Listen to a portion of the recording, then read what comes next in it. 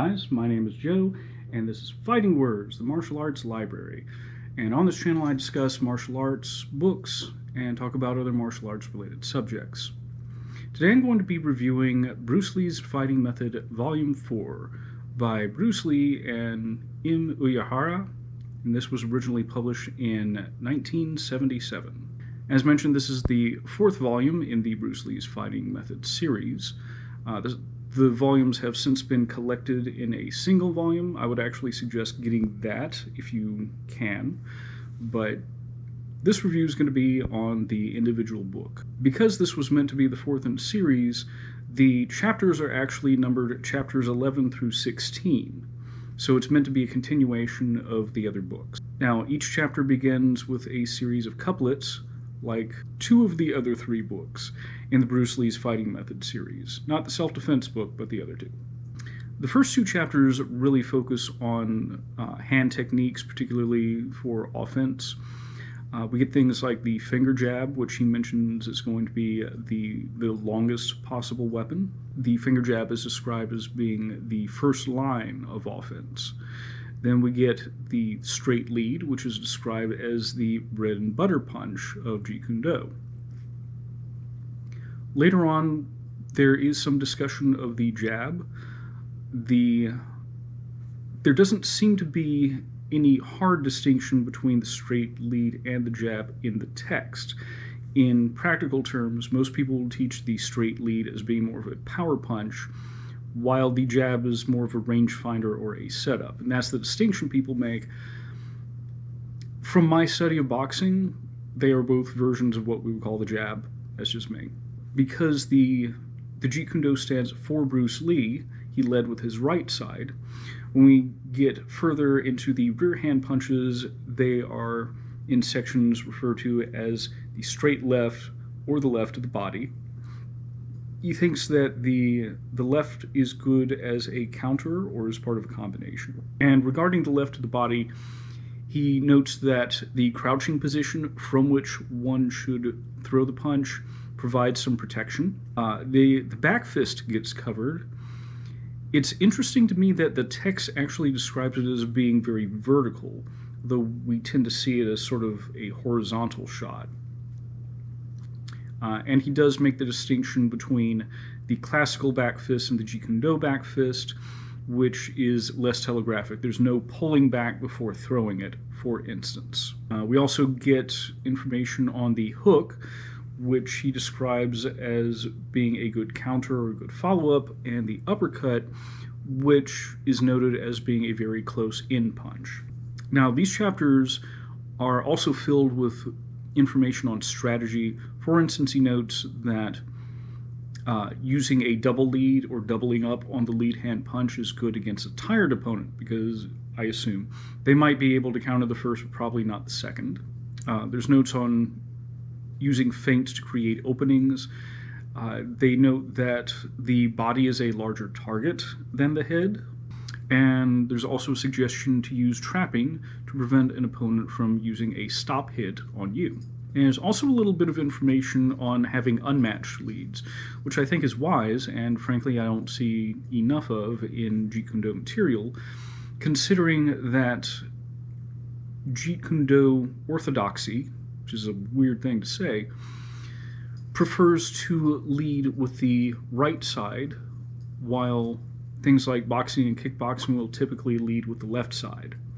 So if you're fighting anybody who's not a Jeet Kune Do guy, the chances are you're not going to be in the same side lead that they are. You know, one of you is going to be right lead, the other is going to be left lead. The third chapter, which is technically chapter 14, is on kicks. And in this chapter, one thing that I notice is that almost all the kicks are demonstrated with a feint that precedes the kick itself. And a lot of these are done from usually a pretty long range. What's interesting here is that the kicks that are covered actually do not have the breadth of kicks that are covered in Volume 3. However, of the kicks that are covered here, we get the shin or knee kick, which is a kick to the shin or the knee, not a kick with the shin or the knee. That's sort of talked about as a way to begin, to initiate and a way to bridge the gap to the opponent. There's also the side kick. Bruce Lee was a big fan of it, and here it's described as the most powerful kick in Jeet Kune Do. We also get what they refer to as the hook kick, which we would generally in most martial arts refer to as a round kick. In karate, usually it's called mawashi-geri. There are people who are going to nitpick that point. Mawashi-geri is more telegraphic. Okay, it's a round kick, man.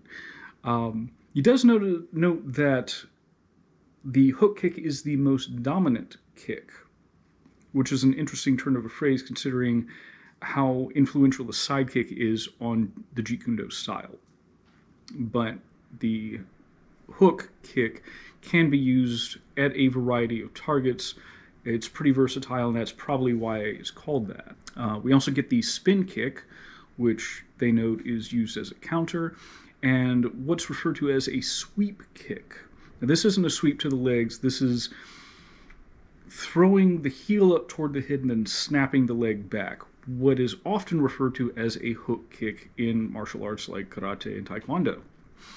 And they do note that that's just not used very often. It doesn't really carry a whole lot of knockout power with it. The chapter on defense and counter primarily focuses on stop hits. So in other words, intercepting the opponent as they move in.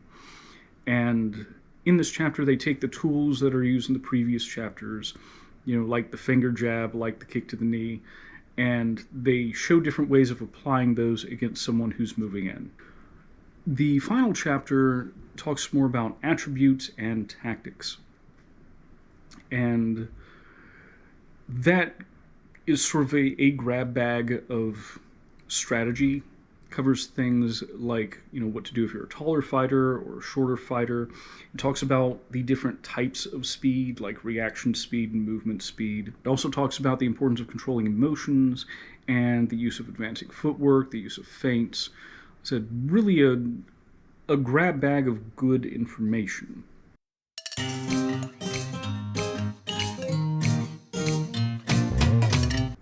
As far as the pros go, I really like this book as far as it giving clear details on the use of a lot of these fundamental techniques. Many of you as martial artists will recognize that these techniques, at least on a fundamental level, are universal. Pretty much everyone has a side kick, everyone has a straight punch. And I think one of the things that this book does a really good job of is, again, discussing the use of these in very clear terms and also adding a bit of strategy as it goes along.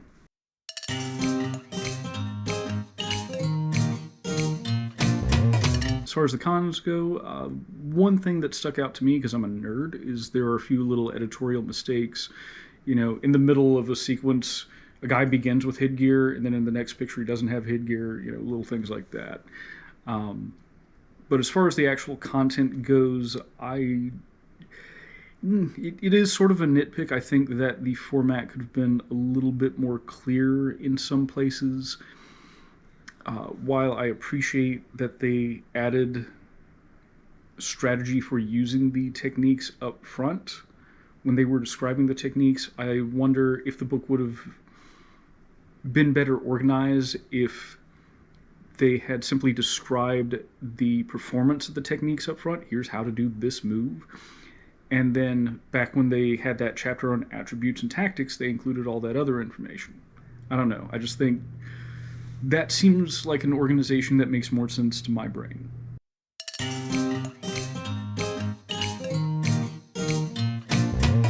As far as recommendations go, I think anyone obviously interested in Jeet Kune Do, this is a good resource. I think anyone interested in striking as a medium, punching and kicking, I think this is a really solid resource. And usually you can find the individual books for around $10, maybe less. Check out your secondhand bookstores, right? There are people who are going to be fans of Bruce Lee, and that is the majority of their involvement in the martial arts. I'm a fan of Bruce Lee, I want all Bruce Lee stuff. Strictly speaking, I don't know how much of this Bruce Lee actually wrote during his lifetime. They were published 4 years after his death. But if you want Bruce Lee stuff, this is some Bruce Lee stuff. But yeah, I think that this, in addition to the other two more technical books, are really good sources for martial artists in general, for like beginner and intermediate levels. But that's all I have for this week.